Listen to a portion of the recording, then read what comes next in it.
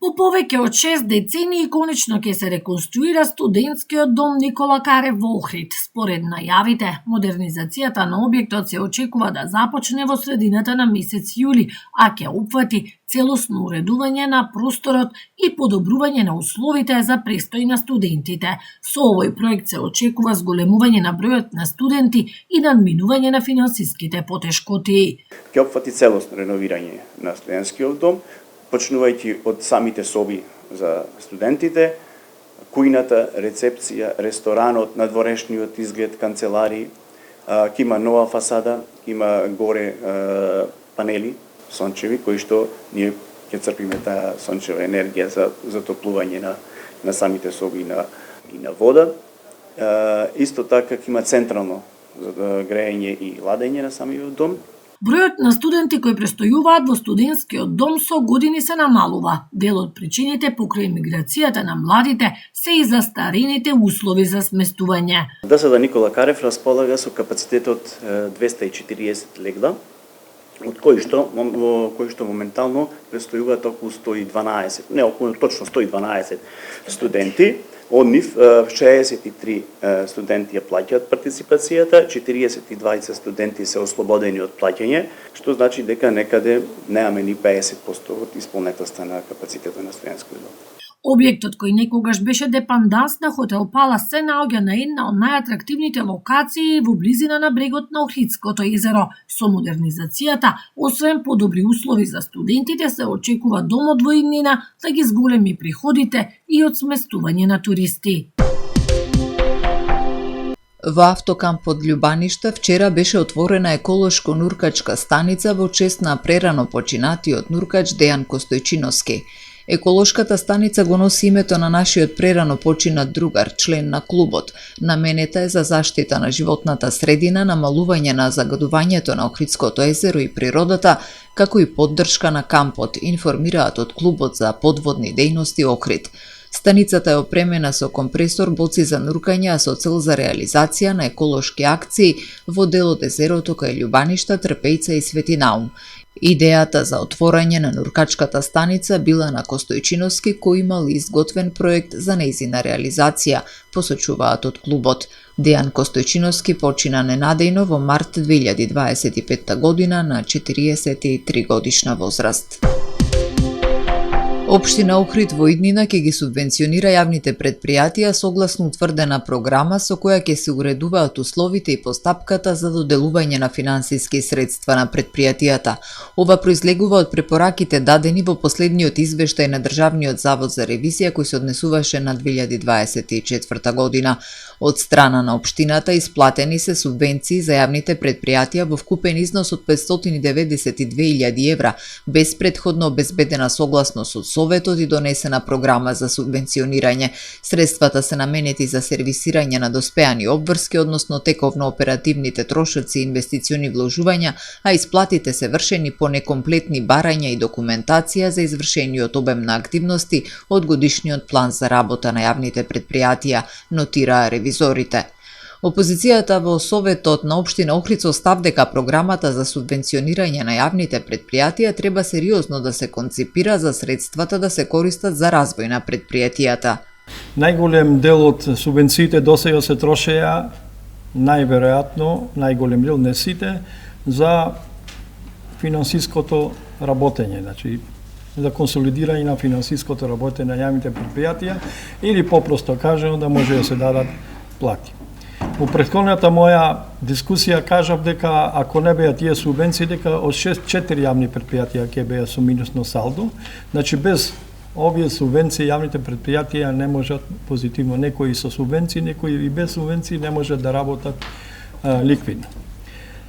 Целта на субвенциите не треба да биде консолидирање финансиско работење на општините, него треба да биде конкретни, да се дават овие средства за конкретни проекти, кои што ќе донесат дополнителна вредност. Субвенциите досега се даваа селективно без никакви услови и принципи, рече советникот Иван Димковски од СДСМ, кој воедно предложи во програмата за субвенционирање која ќе ја донесе Советот да се конкретизираат условите, особено за јавните предпријатија кои номинално покажуваат добивка со цел да се стимулира инвестирање. Ке се повикам на одредбата од Законот за јавни предпријатија во којашо е доста конструктивна и ја разработуваат таа инвестициона можност, место да се акумулираат добивки, туку истите да се предвидат и да се инвестираат, кои, како што во дел од излагањето напомена колегава Ванчо, ќе се користат наменски и ќе донесат додадена вредност на предпријатијата.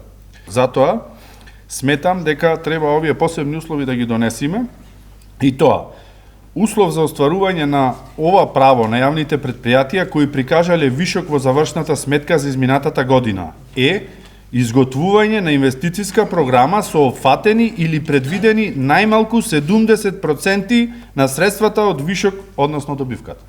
Секретарот на општина Охрид Александар Китески посочи дека во предлог програмата се наведува дека за постапката за доделување средства јавните предпријатија доставуваат барање за субвенции, финансиски план и програма за работа со образложение за потребата од средствата. Значи со ова програма сега точно ќе се знае точно за што се искористуваат средствата што им се даваат како субвенции. Значи, вика, стручните служби на општината анализираат потребата и оправданоста.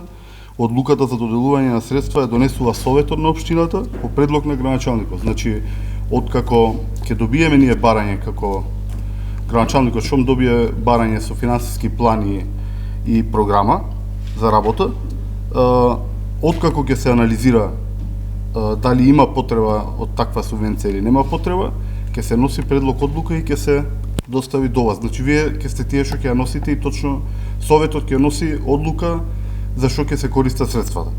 Советот на општина Охрид на последната седница ја изгласа предлог програмата за субвенционирање на јавните предпријатија тешка околу 36 милиони денари или 590.000 евра. Во организација на општина Охрид вчера беше приредена ифтарска вечера на која беа присутни представници на Охридското муфтиство, на исламската верска заедница, Дебарско-Кичевската епархија, пратеници, советници и верници. На вечерата присуствуваше и митрополитот на Дебарско-Кичевската епархија господин Георги. Вечерва уште еднаш докажавме дека Охрид не е само град, туку е символ на меѓусебно почитување и хармонија. Ифтарот не е само оброк, тој е мост, ги премостува разликите и не подсетува дека сите сме луѓе, сограѓани и пријатели. Со животот во Охрид не е само историја, туку наш идентитет и начин на живот, посочи во објава на социјалните мрежи градоначалникот на Охрид Кирил Пецаков. Голем хуманитарен концерт на Охридскиот камерен оркестар ќе се одржи утре во Центарот за култура Григор Перличев Охрид со почеток од 19 часот и 30 минути. Концертот е насловен Охрид знае љубов што е, омаж за Григор Копров, и на него ќе настапат професор Љупча Слимовски, Андреј Ничевски, Јане Тодоровски, Мартин Мицкоски, Исабела Димовска, Анастасија Таневска, Фросина и Деспина Белистојановски и Димитар Василевски. Влезот е слободен, но ќе бидат поставени кутии за донирање средства кои ќе бидат наменети за лекување на 10-годишната Ева од Охрид. Концертот е поддржан од општина Охрид. Регулаторната комисија за енергетика донесе одлука за ново поскапување на горивата од ноќеска на полноќ. Малопродажните цени на бензините Евро Супер БС95 и БС98 и на екстра лесното масло за домаќинство се зголемуваат за 7 денари по литар. Со тоа малопродажната цена на Евро Супер БС95 изнесува 86,50 денари за литар. Малопродажната цена на Евро Супер БС98 изнесува 88,50 денари за литар, додека малопродажната цена на екстра лесното масло за домаќинство изнесува 89,50 денари за литар. Малопродажната цена на Евро Дизел се зголемува за 6,5 денари по литар и новата цена изнесува 92 денари за литар. Од ноќеска на полноќ се зголемува и цената на мазутот, кој сега ќе чини 47,453 денари по килограм.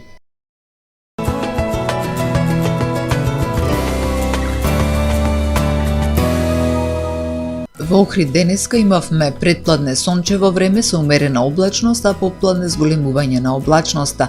Максималната дневна температура се искачи до 13 степени. Утре во Охрид времето ќе биде предпладне облачно, а попладне со услови за слаб локален дожд. Ќе дува слаб до умерен ветер од југоисточен правец. Утринската температура од 4 степени, а максималната дневна до 11 степен. Температурите во Македонија утре во интервал од -7 до максимални 15 степени. Времето во следните денови променливо облачно со повремени локални врнежи од дожд. Наместа врнежите ќе бидат пообилни, а поради спуштање на ладна воздушна маса на планините и некои од повисоките места ќе има услови врнежите да преминуваат во снег. Во среда и во четврток ќе дува умерен, наместа повремено засилен ветер од источен и североисточен правец. Дневната температура ќе има тенденција на опаѓање.